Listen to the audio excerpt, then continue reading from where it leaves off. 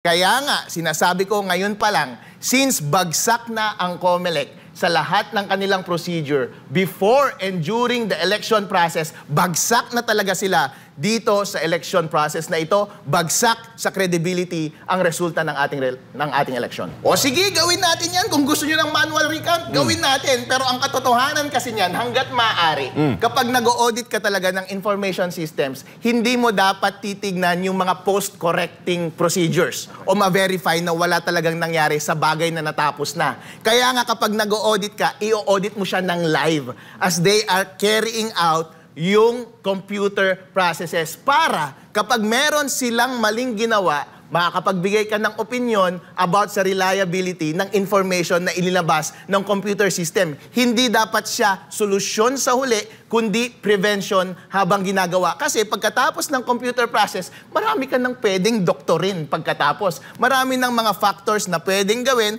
Pwede na nilang baguhin yung mga balota, pwede nilang itago yung mga ballot boxes, pwede na nilang gumawa ng palusot para hindi magawa lahat ng mga bagay-bagay na yan. Tulad ng walang budget, walang manpower, wala tayong resources para gawin yan.